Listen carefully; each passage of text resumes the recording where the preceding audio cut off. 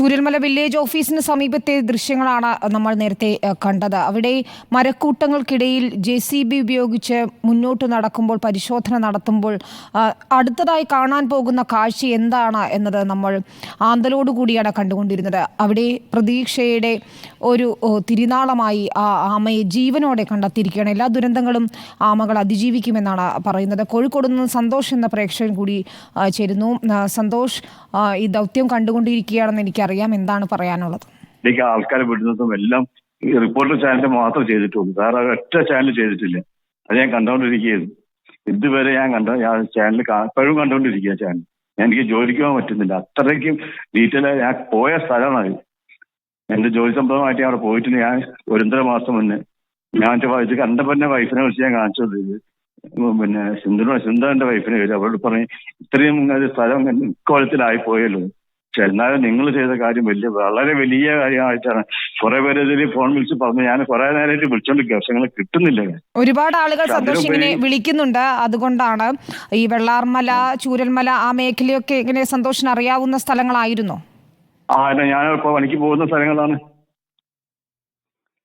പക്ഷെ നമ്മള് ഇത് കുറെ ഉരുൾപൊട്ടലൊക്കെ നമ്മൾ കണ്ടിട്ടുണ്ട്. ഈ പിന്നെ കൂടരഞ്ഞി, പിന്നെ ആനക്കാമ്പോയിൽ എന്ന സ്ഥലത്തൊക്കെ. പക്ഷെ അത് പുഴയിൽ കൂടെ മാത്രമേ വരാറുള്ളൂ. ഈ ആൾക്കാർ താമസിക്കുന്നതിന്റെ കൂടെ ഇങ്ങനെ വന്നിട്ട് ഞാനിതിനെ കണ്ടിട്ടില്ല. അത്രയും അത് ഉച്ച ഒരു വൈകുന്നേരപ്പോഴത്തേക്ക് ഇതിന്റെ ആഘാതം കൂടിപ്പോയി ഇത്രയും ഉണ്ടെന്നുള്ള കാര്യം പിന്നീട് മനസ്സിലായത്. ശരിയാണ്. നമുക്ക് എന്ത് ചെയ്യണം എന്നറിയാതെ നിൽക്കുകയാണ് സന്തോഷ്. കഴിഞ്ഞ ദിവസം അവിടുത്തെ ഒരു പുഞ്ചിരിമട്ടത്തെ ഒരു പഞ്ചായത്ത് മെമ്പറുമായി നമ്മൾ സംസാരിക്കുമ്പോൾ അദ്ദേഹത്തിന് തന്നെ ആ സ്ഥലം മനസ്സിലാകുന്നില്ല എന്നാണ് പറയുന്നത്. ഞാൻ കണ്ടോണ്ടിരിക്കുകയാണ്. ചാനലിൽ കംപ്ലീറ്റ് ചെയ്യാൻ കണ്ടോണ്ടിരിക്കുകയാണ്. ആ നായ്ക്കളെ കാര്യം, പിന്നെ പശുവിനെ കൊണ്ടുവന്ന കാര്യം എല്ലാം ഞാൻ കണ്ടോണ്ടിരിക്കുക. എനിക്ക് ജോലിക്ക് പോകാൻ പറ്റാത്ത ഒരു അവസ്ഥയിലാണ് നിൽക്കുന്നത്. അത് ഞാൻ ഫുൾ ടൈം കണ്ടോണ്ടിരിക്കുന്നത്. ഇനി അവിടെയുള്ളവർക്കൊരു കൈത്താങ് നൽകുക എന്നാണ് നമ്മൾ ചെയ്യേണ്ടത് സന്തോഷ്. ആ ഉദ്യമത്തിലും പങ്കുചേരണം, അതാണ് ഞങ്ങൾക്കും അഭ്യർത്ഥിക്കാനുള്ളത്. നമ്മള് കോഴിക്കോട് ബിഷപ്പ് മറ്റേ പറഞ്ഞിരുന്നു, പിന്നെ സാറുണ്ടായിരുന്നു, നിങ്ങളെ പിന്നെ MD അടക്കം പറഞ്ഞിരുന്നല്ലോ. അവർക്ക് ഇപ്പൊ ഇനി ആവശ്യമുള്ളത് അവർക്ക് പുനരുദ്ധാരണ കാര്യങ്ങളാണ് ചെയ്തു കൊടുക്കേണ്ടത്. ഇനിയിപ്പോ പോയവര് പോയി, അതിന് നോക്കിയിട്ട് കാര്യമില്ല. ഇനിയിപ്പോ അവർക്ക് ഇനി ജീവിക്കാനുള്ള കാര്യങ്ങളാണ് ചെയ്തു കൊടുക്കേണ്ടത്. അതാണ് ഇപ്പൊ നമ്മളെ ബിഷപ്പ് ചക്കാലക്കൽ പിതാവ് പറഞ്ഞത്.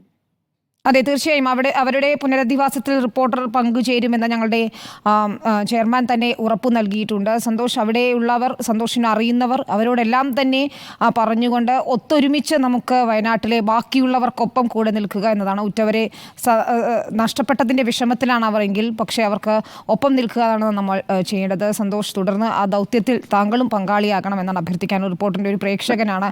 താങ്കളുടെ വാക്കുകൾക്ക് നന്ദി. തുടർന്നും ഞങ്ങളുടെ പറയൂ. ഞാനിപ്പോൾ സ്റ്റുഡിയോയിലാണ്, പക്ഷേ ഞങ്ങളുടെ പ്രതിനിധികളെല്ലാം തന്നെ അവിടെ ദൗത്യത്തിലുണ്ട്. സുജയ് ഉൾപ്പെടെയുള്ള ആളുകൾ. ഒരു ലേഡി ഇപ്പൊ റിപ്പോർട്ട് ചെയ്തതിനാൽ പിന്നെ നമ്മളെ റിപ്പോർട്ട് ചാനലിലെ ലേഡി മാത്രമേ ഉള്ളൂ ആ സ്ഥലത്തുള്ളത്. വേറെ ഒറ്റ ചാനലിലെ ലേഡിമാർ ഇങ്ങനെ പങ്കെടുത്തിട്ടില്ല.